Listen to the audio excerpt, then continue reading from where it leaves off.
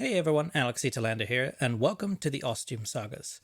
Now, if you're enjoying this series and want more right away, I just wanted to mention that you can get them on our Ostium Network Patreon at patreon.com/ostiumpodcast. By becoming a supporter at any level, you'll instantly get access to the next 15 episodes in the series. So that's on our Patreon at patreon.com/ostiumpodcast. And I'd just like to thank our 5 most recent patrons for supporting the Ostium Network. Thank you to Pokivim, Daniel Hoskins, Talon, Non Blashki, and Megan Polliner for all your support. We really appreciate it. And now let's get started with the next chapter of the Ostium Sagas.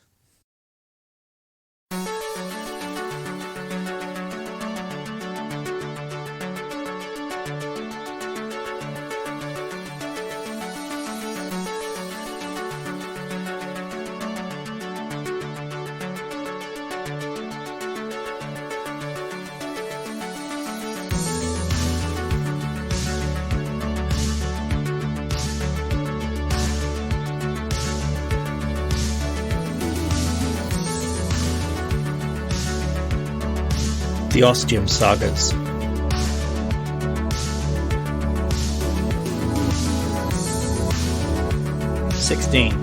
Saga 1, 1066. Recorder's Endnote, Part 3.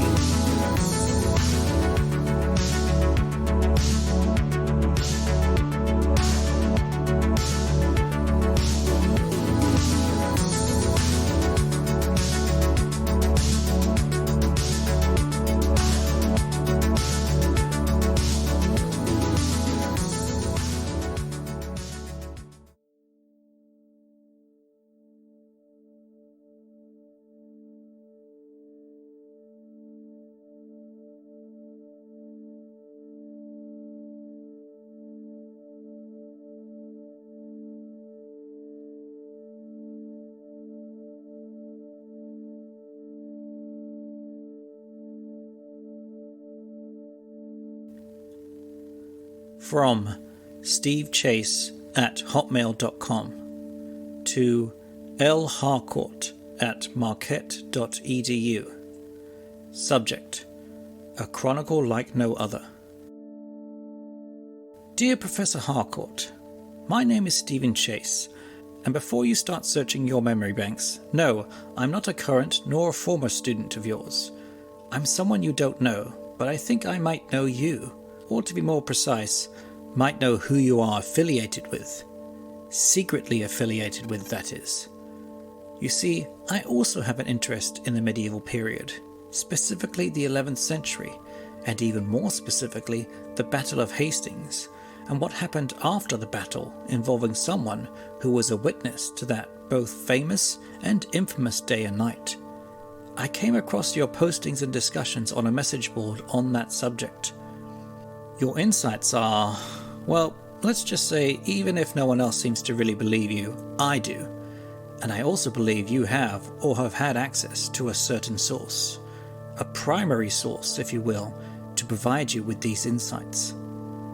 Now, if you think this message is the stark ravings of a madman and to be instantly dismissed, then I encourage you to do so, and that will be the end of this matter.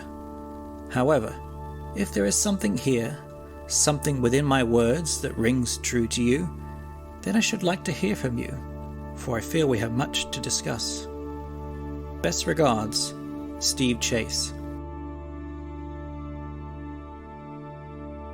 As I prepared and willed myself to click the send button and take the plunge, Jean caught my attention suddenly. They said they were very interested in what I had been doing, with the Ostium Sagas and in my tracking down this Professor Harcourt.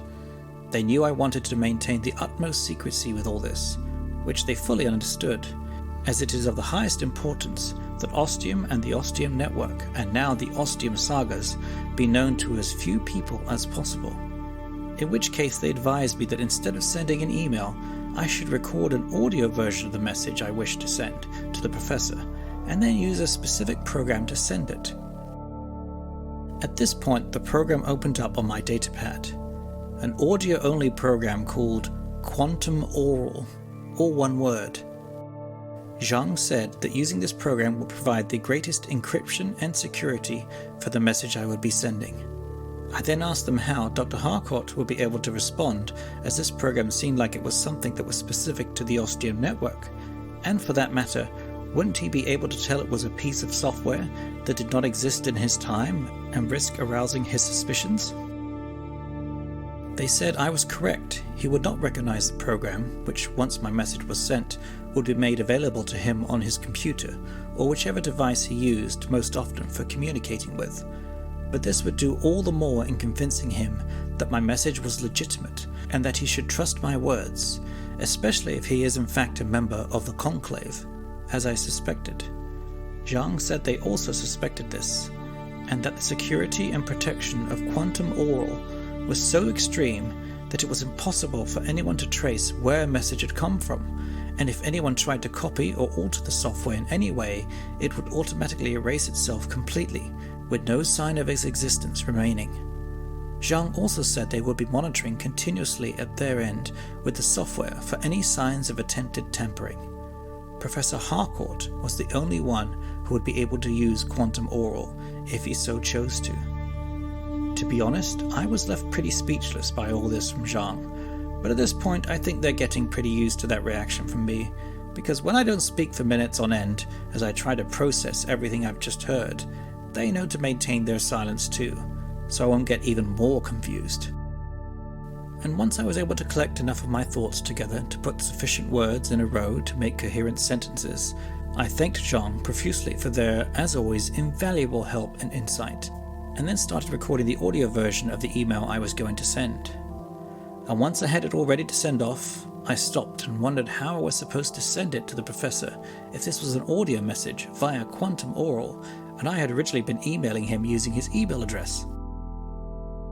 Once again, Zhang came to the rescue and made me feel about 5 years old in the kindest way possible, and said the email address would still work and the audio message would get to Dr. Harcourt via his email account and prompt him to download and install the software. Right, I said, silly me, and blamed it on my spending too much of my life in the 1990s, when the internet was this brand new revolutionary thing that everyone had started using every day, but 99% of us didn't really understand how it all worked. So with the audio recording now all ready to go, I typed in Professor Harcourt's email address, took a breath, and just as I was about to hit send for the second time, Zhang chimed in again with a very good point. Perhaps I should add an endnote about the professor needing to do his own audio recording in response to my message, if he did in fact want to respond. It seemed pretty obvious to me, to be honest, but then we did want to make sure he understood everything on the first go. So I thanked Zhang again for their help and then clicked edit on the recording and added this. P.S. If you do wish to respond to this message, as I very much hope you do, then I would request you do so in the format of an audio recording, much like you are listening to this message right now. My associate has informed me that this is the most secret and secure way of contacting each other. I look forward to hearing from you. SC. And before I could begin to doubt myself in any way with what I had just said and done, I hit send and off the audio message went.